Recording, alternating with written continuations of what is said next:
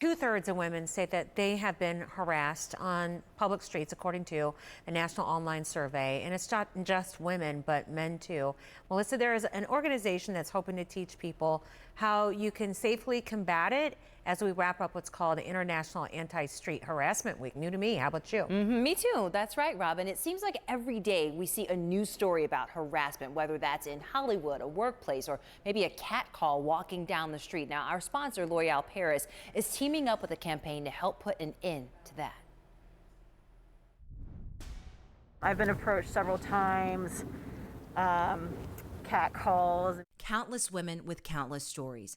Hey, beautiful, why don't you smile for me? Can I talk to you? Come over here. And sometimes they're trying to get you to approach them. I'm like, no, I'm okay, thank you. According to one national online survey in the middle of the last decade, some 2/3 of women say they have experienced street harassment. 23% have been sexually touched. 20% were followed.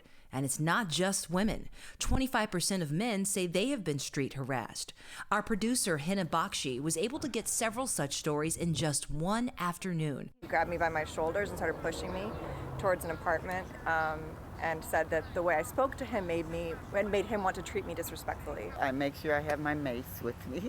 I make sure I park in a lighted area. Our sponsor, L'Oreal Paris, has launched Stand Up, a global partnership and campaign with the NGO Holla Back. It's designed to train bystanders who witness street harassment of women and men to intervene in safe ways. I just think when it comes to harassment, we freeze and we don't know what to do. But the more that we can continue to show up for each other, the more that we can show those, perpetrating these behaviors that this isn't okay. So what do you do if you're walking home and this happens? How do you disrupt that culture? Setting that boundary, tell them exactly what you want them to stop doing and why. So I need you to give me some space. I'm not interested in a conversation right now. What we want to do is really shape the conversation and away from, here's the things you have to do to protect yourself, and towards a conversation of, okay, this happened. How do we heal, right? And how do we move through this situation in a way that ultimately starts to build that culture where people can start to feel safe? If you've experienced street harassment, you can find help by calling the National Street Harassment Hotline at 855-897-5910.